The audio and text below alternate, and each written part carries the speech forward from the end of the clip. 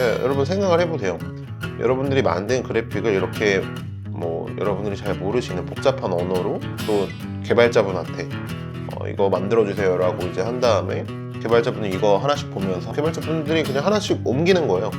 프레이머는 그런 중간 번역 과정 없이 그냥 여러분들이 여기서 그리신 요소가 그대로 개발된 거예요. 이게 웹사이트입니다. 네.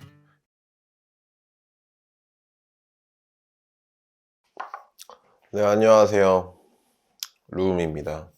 지난 한 달 정도는 진짜 그 더블 테이크 학습을 하는데 시간을 너무 많이 뺏기고 돈도 많이 뺏기고 하느라 정신이 없었는데 오늘 영상은 프레이머 정말 오랜만이죠. 관련돼서 한번 좀 정리를 할 필요가 있겠다 생각이 들었어요. 왜냐면 프레이머 이용자분들이 한국에 예전보다 훨씬 많아진 게 사실이고, 하지만 이제 프레이머에 대해서 사실 좀 애매하게 컨셉이 잡혀 있으세요. 거의 한 2016년 정도부터 프레이머라는 프로덕트 자체가 되게 많은 변화를 겪고 왔었고, 그 바뀌어온 프레이머의 프로덕트 색깔에 따라서 쓰시는 분들의 색깔도 되게 많이 달라졌었거든요. 진짜 막 회사 내에서 대기업에서 한 두세 분 쓰면 많이 쓰는 정도? 이럴 때가 있었고, 프론트엔드 개발자분들이 쓰실 때도 있었고, 지금은 29cm 같은 분들이 컨텐츠 퍼블리시용으로 막 30분 이렇게 많이 쓸 때도 있었고, 프로덕트의 컨셉 자체가 딱 하나로 설명하기 되게 어려운 프로덕트다. 어떤 분이 아직도 피그마 써야 돼요? 프레이머 써야 돼요? 약간 이런 질문을 해주셔서 피그마랑 한번 비교를 해보면서 어떻게 프레이머가 다른지 예제들을 같이 섞어서 보여드리면서 설명을 해보면 좋을 것 같다라는 생각을 하게 되었습니다. 프레이머가 어떻게 변했는지 옛날 사진들을 한번 보면서 추억을 떠올리면서 프레이머가 이런 컨셉이었고 이런 컨셉이었고 이런 컨셉이었다 를 한번 정리해보고, 그 다음에 이제 피그마랑 구체적으로 지금 2024년의 프레이머를 한번 기능별로 비교해보는 시간을 가져보도록 하겠습니다. 우선 얘기 드릴 거는 2016년도 정도부터의 프레이머입니다. 그러니까 그때는 이제 한창 이런 모바일에서의 프로토타이핑, 그 다음에 iOS, 안드로이드에서 어떻게 인터랙션들을 구현하는지, 그리고 디자이너분들이 그것들을 어떻게 개발자분들에게 넘겨줄지에 대한 고민이 되게 많았던 시기예요. 이런 지문인식 패턴 같은 것들은 그냥 스태틱한 그래픽으로 그린다고 되는 게 아니잖아요. 이걸 한번 이렇게 연결해보고 사용해 봐야지 디자인 하시는 분들도, 그 다음에 그걸 받아본 개발자분들도 인식을 하실 수가 있겠죠. 그래서 이런 고휘도 프로토타이핑 툴, 그런 것들을 프레이머가 되게 잘 해줘서 엄청난 각광을 받았었죠. 여기 이제 보시면 이제 최민상님이라고 이때 한국에서 프레이머를 정말 잘 쓰시던 분, 이분이 이제 제가 알기로는 구글 가 계시거든요. 그 다음에 이게 이제 프레이머 X라는 게 등장합니다. 이게 2018년, 2019년부터의 얘기예요.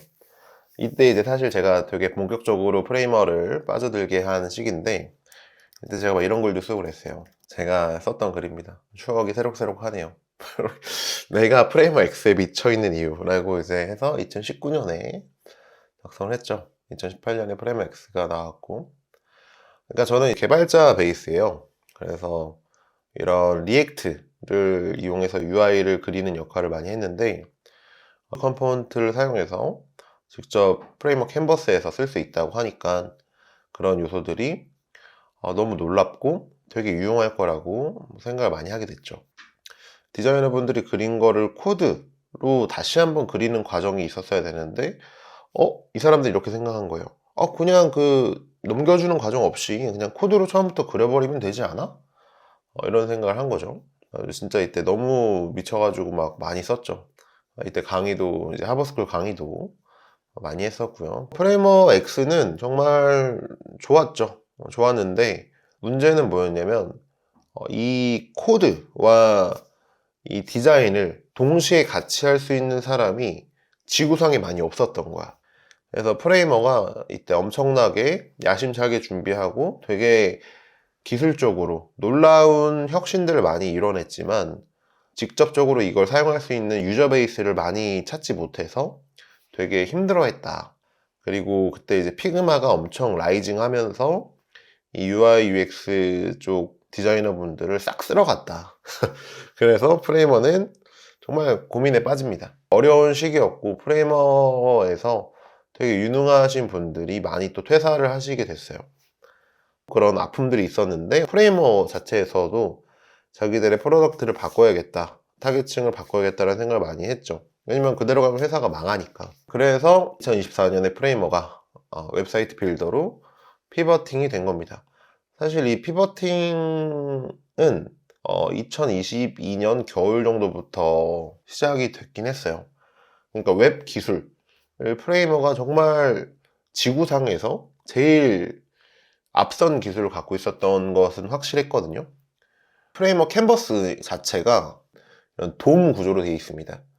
즉 이런 캔버스들을 리액트 컴포넌트로 짰다는 얘기입니다. 그러니까 여기서 그리면 이 요소들이 그냥 코드로 그려지는 로직이 이미 있었던 거예요. 그런 기술들이.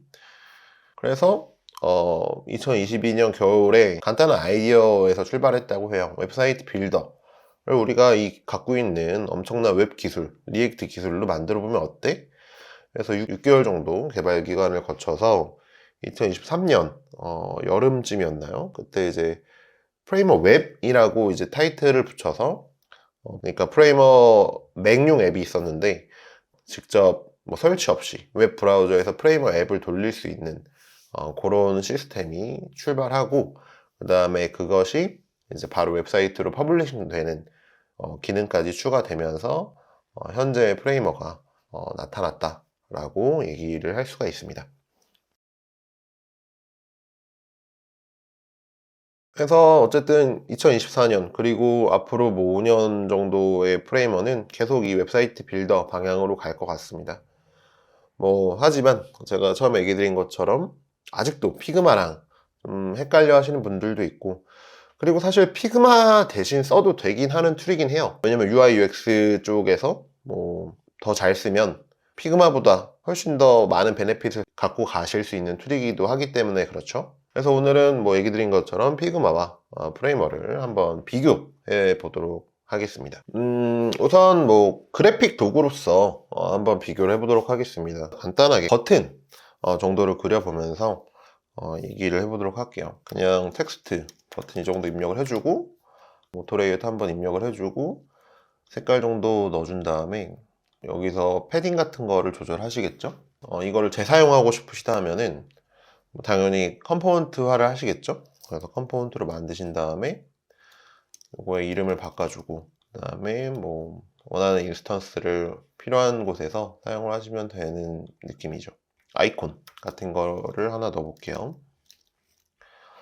이런 SVG를 복사하신 다음에 원하는 곳에다 아이콘을 넣고, 뭐 아이콘을 원하시면 프로퍼티로 만들어서 사용을 하셔도 괜찮죠. 방금 만든 프로퍼티 쇼 아이콘을 넣고, 그 다음에 필요한 인스턴스에서 쇼 아이콘을 이제 해제를 하면 보시는 것처럼 아이콘이 없는 버튼을 쉽게 만들 수가 있죠. 이렇게 컴포넌트의 활용, 그 다음에 간단한 그래픽 툴로서 필요한 뭐 레이아웃 요소를 조절하는 거, 그런 것들이 되게 쉽게 되는 편입니다. 피그마에서는 이런 벡터들을 자기가 원하는 대로 한번 깬 다음에 조절해 볼 수가 있죠.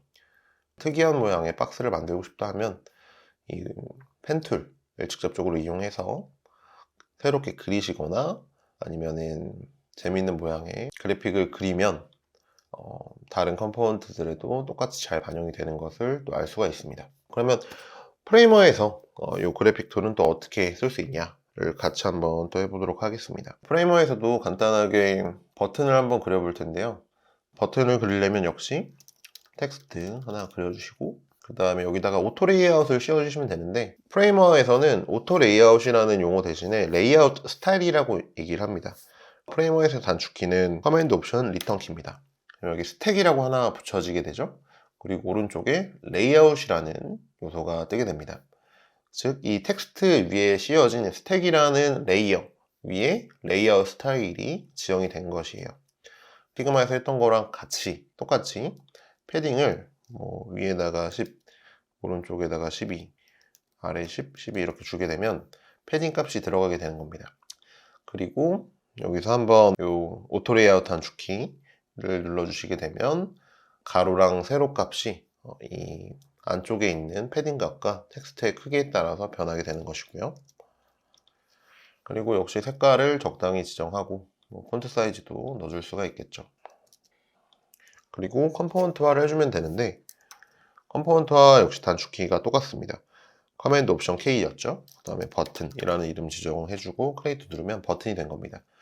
근데 프레이머는 약간 다른 종류의 화면으로 지금 넘어온 걸 알 수가 있어요. 이걸 컴포넌트 편집기라고 하는데 피그마는 컴포넌트 편집기가 따로 없죠. 근데 프레이머가 컴포넌트 편집기가 따로 있는 이유는 프레이머는 이런 인터랙션에서 출발한 툴이기 때문에 여기서 바로 이 버튼에다 마우스를 올려놨을 때 인터랙션들을 지정할 수가 있습니다. 그래서 아래쪽에다 플러스 버튼 누르고 호버를 누르면 이 마우스를 올렸을 때 색깔을 지정을 해 주실 수가 있어요. 프리뷰를 한번 보게 되면 그리고 마우스 올리면 이렇게 버튼의 색깔이 바뀌는 인터랙션을 바로 확인할 수가 있습니다. 아까처럼 아이콘도 한번 넣어보도록 할게요. 아까랑 똑같은 아이콘 카피 SVG를 해서 프레이머에서 붙여넣습니다. 그리고 이 안쪽에 넣어주면 되겠죠.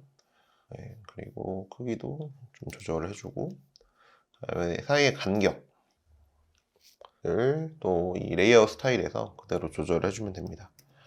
8 정도로 조절했고요. 네, 아까랑 비슷한 모양의 버튼이 생겼죠. 버튼 텍스트의 사이즈를 좀 늘려볼게요. 이렇게 늘려봐도 바깥에 있는 인스턴스들에서 모두 같은 스타일을 갖게 된 것을 알 수가 있죠. 피그마와 컴포넌트 개념이 동일하다는 겁니다. 피그마랑 별로 다를 거 없네. 그리고 뭐 이런 인터랙션 기능도 있고 더 좋네. 라고 생각하시는 분도 있을 거예요. 근데 약간 아직까지는 프레이머의 단점이라고 할 수 있는 건 펜툴에 대한 지원이 약간 좀 어색하다는 거예요.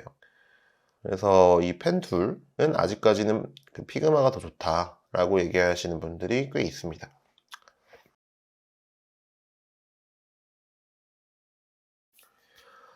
네, 그 다음에는 이제 애니메이션에 대해서 한번 얘기해 보려고 합니다. 여기서 애니메이션이라는 거는 인터랙션까지 포함하는 얘기예요.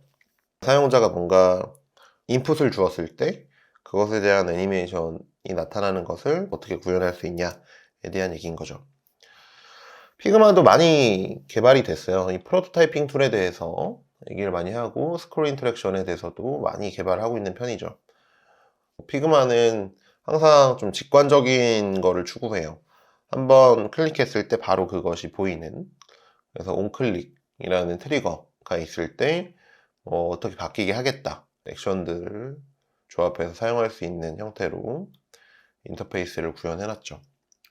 프레이머는 이 기능을 처음부터 좀 내장을 하고 있는 편이고 피그마에서 얘기한 트리거와 그 다음에 그거에 대한 액션을 조합하는 케이스로서 비슷합니다. 프레이머에서 하나 보여드리면은 프레이머도 오른쪽에 여기 인터랙션 패널이 있어요. 그래서 여기서 플러스 누르고 뉴 트랜지션 그러면 이제 클릭을 했을 때 뭘 선택하라고 하죠. 그 다음에 피그마와 마찬가지로 어떤 베리언트로 갈지를 선택하면 인터랙션이 만들어집니다. 이거를 눌렀을 때 주황색 버튼으로 변하는 인터랙션을 확인할 수가 있습니다. 네, 그리고 다음은 이제 좀 직접적으로 사용할 수 있는 웹사이트에서의 스크롤 애니메이션입니다. 피그마도 이제 스크롤 애니메이션이 추가가 된 것 같아요. 스크롤 비헤이비어라고 해서 스크롤 했을 때 어떤 작동을 해야 되는지 역시 트리거와 그거에 대한 액션 조합으로 만들어 놓았는데 프레이머는 사실 이걸 먼저 했어요. 제가 만든 애플 웹사이트나 아니면 이제 쉐이더 그레디언트 웹사이트 둘 다 엄청난 양의 스크롤 애니메이션들이 있거든요. 이런 인터랙션을 코드 없이 만들 수 있다는 겁니다. 네. 이런 스크롤 인터랙션을 코드 없이 만든 거거든요. 반대 방향도 되게 잘 작동하죠.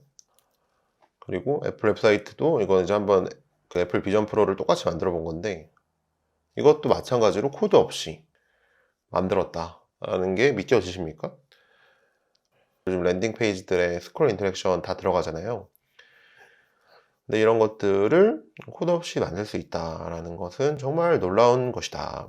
피그마 이렇게 스크롤 인터랙션을 만들 수도 있지만 반응형 웹사이트로서 프레이머만큼 효율적으로 이 인터랙션들을 관리할 수 있을까에 대해서는 좀 의문이 있습니다.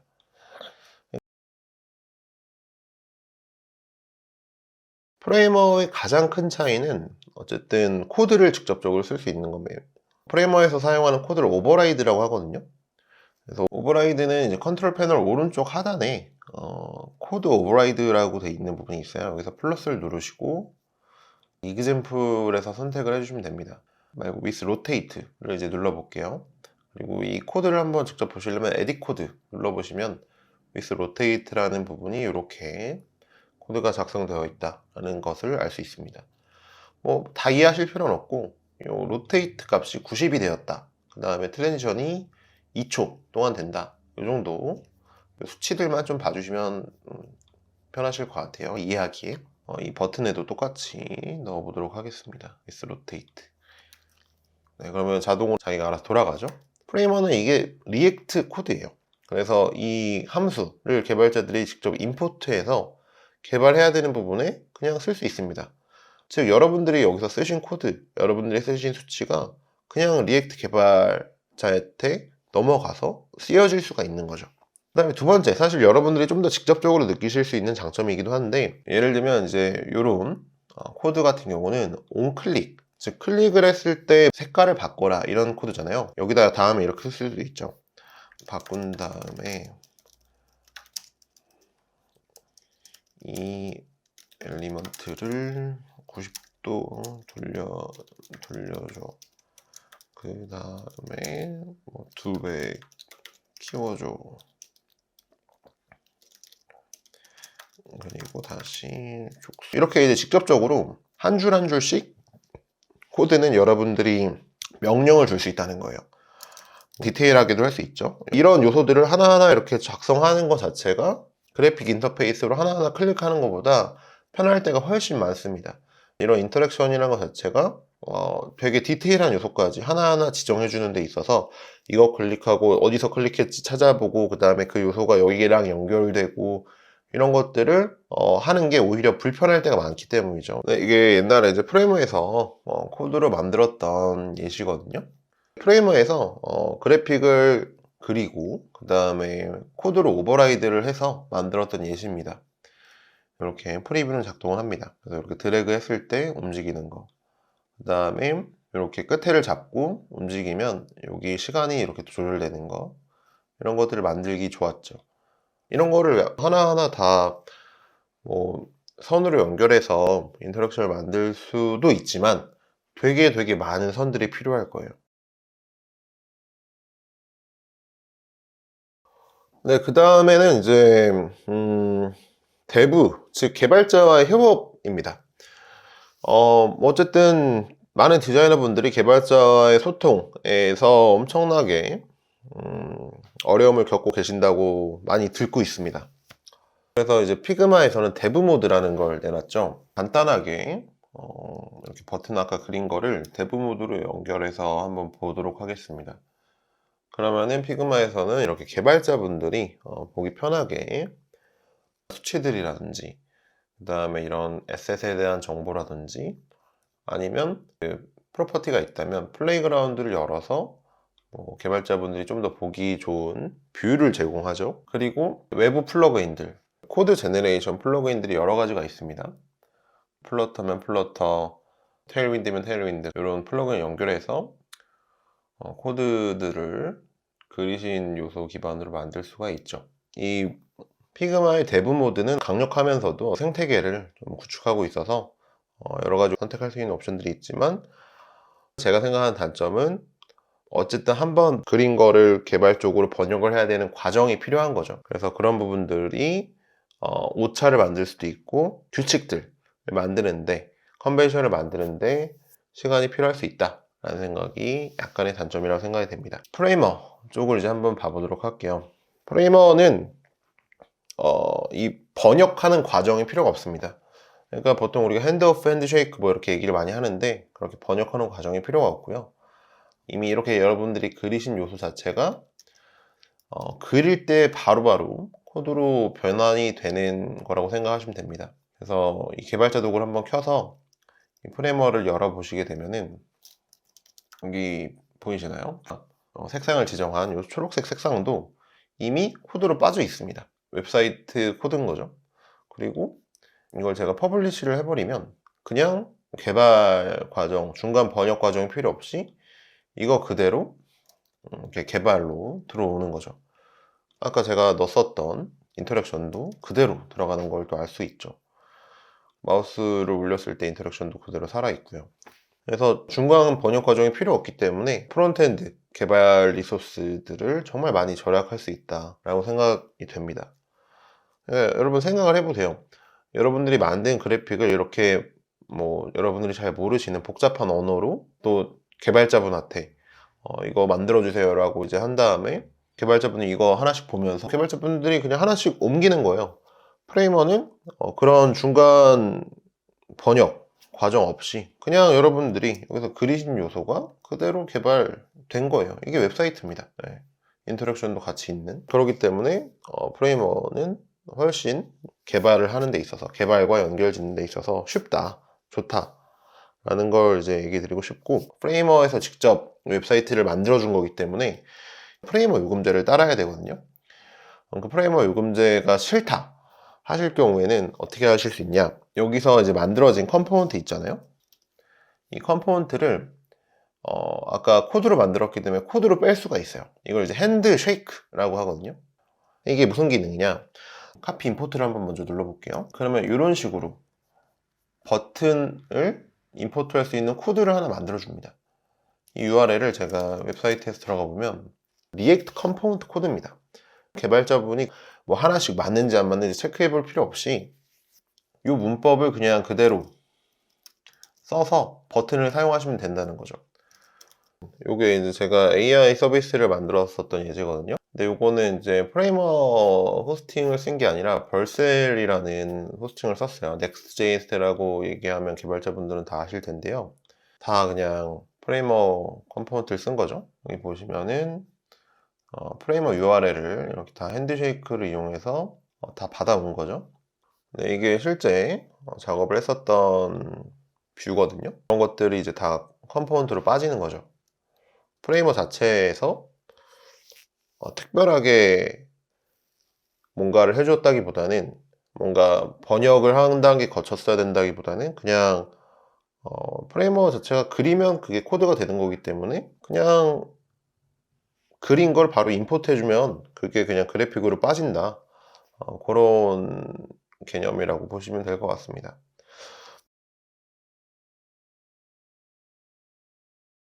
저의 결론은 뭐 얘기를 많이 해봤지만 저희가 뭐 피그마랑 프레이머 비교해 봤을 때 그냥 그래픽 도구로서 별반 차이 없죠. 오히려 좀 호버 인터랙션 같은 거 프레이머가 추가하기 좋죠. 그 다음에 펜툴, 약간 프레이머가 조금 떨어지긴 하지만 다른 데서 그린 뭐 SVG 파일, 벡터 파일을 프레이머에 임포트 하면 되기 때문에 큰 문제는 아니라고 생각합니다. 또 프로타이핑이나 아니면 스크롤 애니메이션을 만들 때 피그마가 따라올 수 없는 프레이머만의 강점이 있죠. 그리고 이제 개발로 넘길 때도 피그마가 강력한 데브 모드가 있긴 하지만 제가 보여드린 것처럼 그냥 프레이머는 그리면 끝입니다. 뭐 개발 쪽에 넘겨주고 하고 말고가 없어요. 번역이 필요 없는 거죠. 그렇기 때문에 훨씬 강력한 거죠. 그치만 뭐 대중적이지 않은 것들을 선택할 때가 안전할 때도 있다고 사람들은 많이 생각을 해서 저는 조금 안타까운 생각이 항상 들긴 합니다. 저도 피그마 되게 좋아하거든요. 되게 잘 그려지고 그린 거에 되게 초점이 잘 맞춰져 있기 때문에 여기서 그리는 것들을 선호하는 편이기도 합니다. 근데 이제 뭐 피그마에서 그리면 프레이머의 그 장점들을 사용하지 못하는 거 아니냐, 프레이머부터 써야 되는 거 아니냐 생각하시는 분들이 많은데 그게 또 아닙니다. 프레이머에서 또 정말 가열차게 준비했던 기능이 피그마2 HTML with Framer라는 기능입니다. 여기 제가 커뮤니티에서 하나 가져온 그래픽이거든요. 근데 이거를 프레이머에다 그냥 넣으면 됩니다. 피그마 to HTML with Framer를 선택을 이제 하시면은 그려진 요소들이 막 이렇게 프레이머 로고가 뜨면서 복사가 되고 있습니다. 그리고 카피를 해주시고 원하시는 프레이머 창에서 붙여넣기를 한번 해보도록 하겠습니다. 커맨드 V를 누르면 되겠죠? 네, 그러면 이렇게 붙여넣어지고 위드스를 좀 조절해주면 되겠죠? 이렇게 피그마에서 그려진 요소들을 그대로 가져온 다음에 그 다음에 퍼블리시 해버리면 끝난다. 웹사이트가 하나 뚝딱 만들어진다 라는 것을 알 수가 있습니다. 네, 웹사이트가 만들어졌어요. 정말 그냥 웹사이트가 만들어진 거예요. 반응을 만들 때는 그냥 필요없는 요소들을 좀 지우면 좋겠죠. 사이즈들을 좀 작게 하는 것도 도움이 될 것 같고요. 그리고 이 상태에서 퍼블리시를 하게 되면 이것 역시 바로 웹사이트가 되어버립니다. 늘렸을 때는 다 완전한 정보가 보여지고 가로 길이가 줄어들었을 때는 필요한 부분만 보여지는 반응형 웹사이트를 만들 수 있다. 제가 뭐 이 웹사이트 만드는데 지금 한 5분 걸렸나요? 이거는 정말 5년 전, 10년 전에는 상상도 못 했던 일이다.